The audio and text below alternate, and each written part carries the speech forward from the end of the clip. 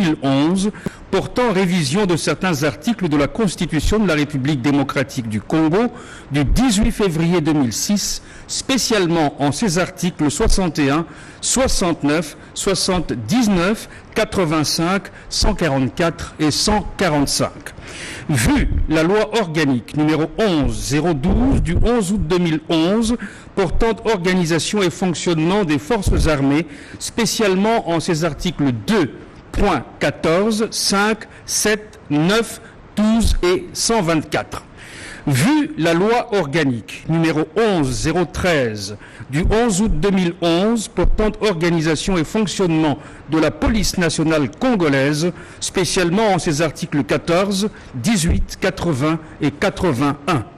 Vu la loi numéro 23-2002 du 18 novembre 2002, telle que modifiée et complétée à ce jour, portant Code judiciaire militaire, spécialement en ses articles 115, 173, 224, 306, 308 et 316. Vu l'ordonnance numéro 20-016 du 27 mars 2020 portant organisation et fonctionnement du gouvernement, modalités de collaboration entre le président de la République et le gouvernement, ainsi qu'entre les membres du gouvernement, spécialement en ses articles 62, 63 et 64. Vu l'arrêt sous R-Const 61 TSR du 30 novembre 2007 de la Cour suprême de justice, toutes sections réunies, siégeant en matière d'appréciation de la conformité à la Constitution du règlement intérieur du Congrès. Vu l'arrêt sous R-Const 1200 du 13 avril 2020 de la Cour constitutionnelle siégeant en matière de contrôle de constitutionnalité. Considérant que la situation qui sévit dans la province de l'Ituri et dans la province du Nord-Kivu est de plus en plus préoccupante de par sa nature et sa gravité, et qu'elle constitue d'une manière immédiate une menace contre l'intégrité du territoire national, affectant ainsi le fonctionnement régulier des institutions. Considérant les conséquences néfastes de la crise sécuritaire provoquée par ce cycle récurrent de violence qui impose la prise de mesures exceptionnelles en vue d'endiguer ces menaces graves et de sécuriser les populations et leurs biens. Vu la nécessité et l'urgence, après concertation avec le Premier ministre et les présidents des deux chambres du Parlement, le Conseil supérieur de la défense entendu ordonne. Article 1er. L'état de siège est proclamé sur toute l'étendue de la province de l'Ituri et de la province du Nord-Kivu pour une durée de 30 jours à dater du jeudi 6 mai 2021. Article 2. Pour faire face à la situation pendant l'état de siège, les autorités civiles des gouvernements provinciaux de l'Ituri et du Nord-Kivu, celles des entités territoriales décentralisées et déconcentrées des dites provinces, seront remplacées par les officiers des forces armées de la République démocratique du Congo et ou de la police nationale congolaise désignée à cet effet. Article 3. L'action des juridictions civiles sera substituée par celle des juridictions militaires. Article 4. Pendant cette période, en aucun cas, il ne sera dérogé aux droits et principes fondamentaux ci-après. 1. Le droit à la vie. 2. L'interdiction de la torture et des peines ou traitements cruels, inhumains ou dégradants. 3.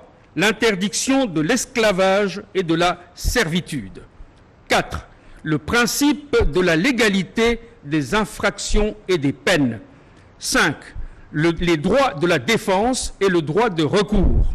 6. L'interdiction de l'emprisonnement pour dette. 7. La liberté de pensée, de conscience et de religion. Pendant la période de l'état de siège, les immunités et autres privilèges de poursuite ne sont pas d'application. Article 5. Les mesures prises en application de la présente ordonnance cessent de produire leurs effets après l'expiration du délai prévu à l'article 1er ci-dessus, à moins que l'Assemblée nationale et le Sénat, saisis par le président de la République sur décision du Conseil des ministres, n'en aient autorisé par prorogation pour des périodes successives de 15 jours. Article 6. Le vice-premier ministre, ministre de l'Intérieur, Sécurité, Décentralisation et Affaires coutumières, le ministre d'État, ministre de la Justice et garde des Sceaux, ainsi que le ministre de la Défense nationale et ancien combattant sont chargés, chacun en ce qui le concerne, de l'exécution de la présente ordonnance qui sort ses effets à la date de sa signature. Faite à Kinshasa le 3 mai 2021, Félix Antoine Tshisekedi Tshilombo, Jean-Michel Sama Lukonde Kyenge, Premier ministre, pour copie certifiée conforme à l'original, Kinshasa le 3 mai 2021, le cabinet du président de la République, Guilain Nyembo Mbouizia, directeur de cabinet.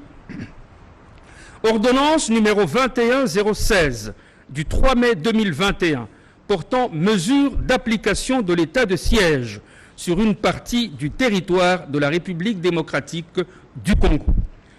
Le président de la République, vu la Constitution telle que modifiée par la loi numéro 11002 du 20 janvier 2011, portant révision de certains articles de la Constitution de la République démocratique du Congo du 18 février 2006, spécialement en ses articles 61, 69, 79, 85, 144 et 145.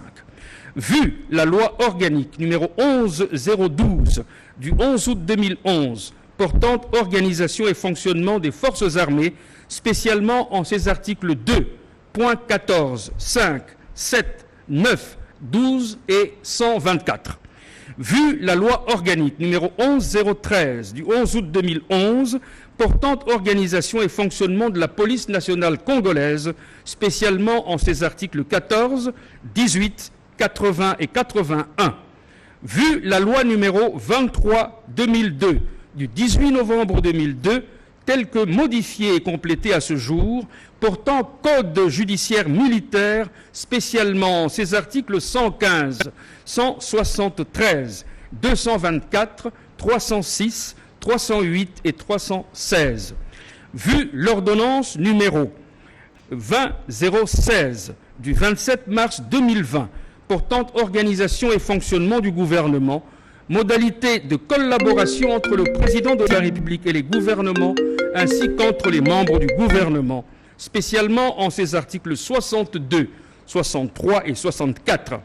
Vu l'ordonnance numéro 21015 du 2 mai 2021 portant proclamation de l'état de siège sur une partie du territoire de la République démocratique du Congo, vu l'arrêt sous R-Const 61 TSR du 30 novembre 2007 de la Cour suprême de justice, toutes sections réunies siégeant en matière d'appréciation de la conformité à la Constitution du règlement intérieur du Congrès.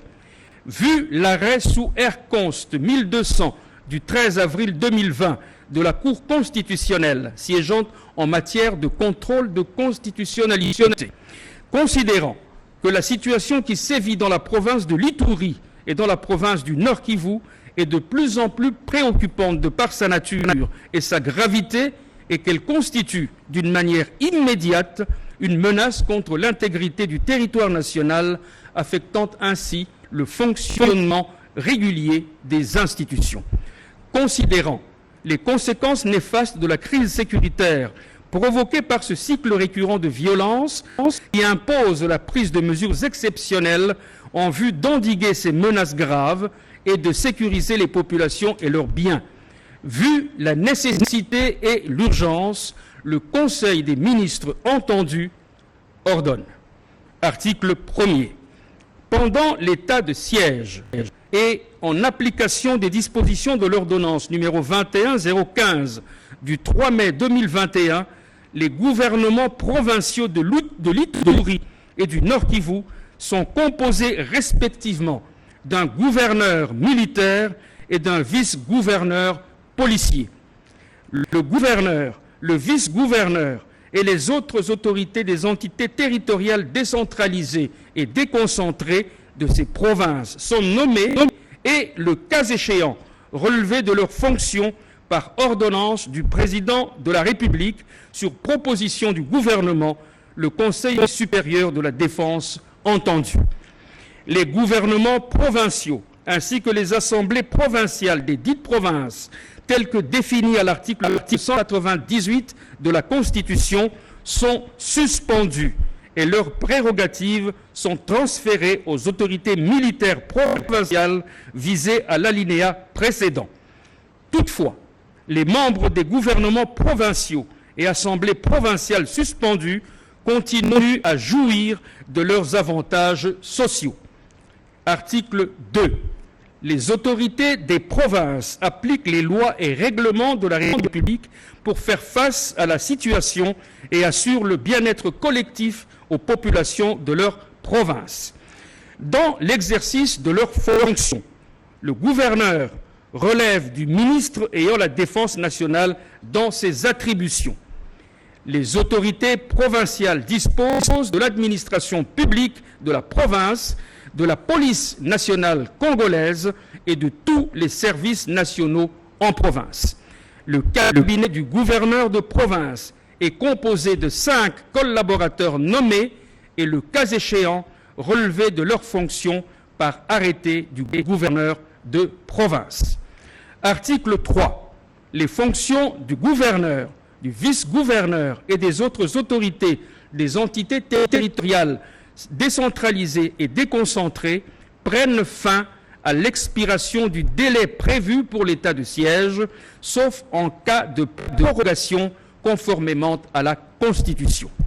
Toutefois, il peut être mis fin aux fonctions du gouverneur et vice-gouverneur militaire par ordonnance du président de la République avant la fin de l'état de siège en cas de nécessité. Article 4. Dans l'accomplissement de leur mission, les autorités provinciales militaires sont investies des prérogatives exorbitantes de la légalité normale dans la limite du respect de la dignité humaine, du respect de la vie et de la propriété privée. Elles ont notamment le pouvoir de faire des perquisitions de jour et de nuit dans les domiciles, éloigner les repris de justice et les individus qui n'ont pas leur domicile dans les lieux soumis à l'état de siège, rechercher et ordonner la remise des armes et des munitions, interdire les publications et les réunions qu'elles jugent de nature à exciter ou à porter atteinte à l'ordre public, interdire la circulation des personnes ou des véhicules dans les lieux et heures qu'elles fixent, instituer par décision des zones de protection ou de sécurité où le séjour des personnes est réglementé, interdire le séjour dans toute ou partie de la province à toute personne cherchant à entraver, de quelque manière que ce soit, l'action du pouvoir public. Interpeller toute personne impliquée dans les troubles de la paix et de l'ordre public et la déférer devant les juridictions militaires compétentes. Prendre toute décision qu'elles jugent utile dans l'accomplissement de leur mission. Article 5. Pendant toute la durée de l'état de siège, le gouverneur militaire a la conduite des opérations. En outre, il a les pleins pouvoirs de gestion, de police et de maintien de l'ordre dans la province désignée. Il décide sur toutes les questions, sauf celles qui relèvent de la compétence des autorités nationales. Article 6. Pour toute la durée de l'état de siège, la compétence pénale des juridictions civiles est dévolue aux juridictions militaires. Article 7.